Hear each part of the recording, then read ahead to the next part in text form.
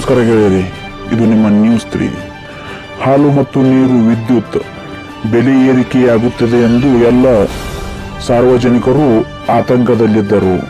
ಆದರೆ ಮುಖ್ಯಮಂತ್ರಿ ಬಸವರಾಜ ಬೊಮ್ಮಾಯಿ ಅವರು ಇವಕ್ಕೆಲ್ಲ ತೆರೆ ಎಳೆದಿದ್ದಾರೆ. ಯಾವುದೇ ಬೆಲೆ ಏರಿಕೆಯಾಗುವುದಿಲ್ಲ ಎಂದು ಭರವಸೆಯನ್ನು ಕೊಟ್ಟಿರುತ್ತಾರೆ.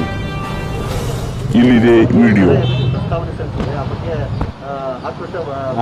ನಾನು ಅದ್ರ ಬಗ್ಗೆ ಹಾಲಿನ ದರ, ವಿದ್ಯುತ್ ದರ ಏರಿಕೆ ಆಗ್ತದೆ. ಯಾವುದೂ ತೀರ್ಮಾನಗಳಾಗಿಲ್ಲ. ನೀವೇ ಅದಕ್ಕೆ ಪುಷ್ಟಿಗಳು ಕೊಡ್ಕೊಂಡು ಓಡಾಡ್ತೀರಿ. ಒಂದು ನಿಮಿಷ, ಇವೆಲ್ಲವೂ ಕೂಡ ಇದ್ದೇ ಇರ್ತವೆ, ಆಡಳಿತದಲ್ಲಿ ಇದ್ದೇ ಇರ್ತವೆ. ನಾವು ಎಲ್ಲ ಆಯಾಮಗಳನ್ನು ಕನ್ಸಿಡರ್ ಮಾಡಿ ತೀರ್ಮಾನಗಳನ್ನು ಮಾಡ್ತೀವಿ. ಅವಸರದ ತೀರ್ಮಾನ ಇಲ್ಲ. ಅಪ್ಡೇಟ್ ನ್ಯೂಸ್ಗಾಗಿ ಸಬ್ಸ್ಕ್ರೈಬ್ ಮಾಡಿ, ಬೆಲ್ ಐಕಾನ್ ಅನ್ನು ಒತ್ತಿ. ನಮಸ್ಕಾರ, ಇದುವೇ ನಿಮ್ಮ ನ್ಯೂಸ್ 3.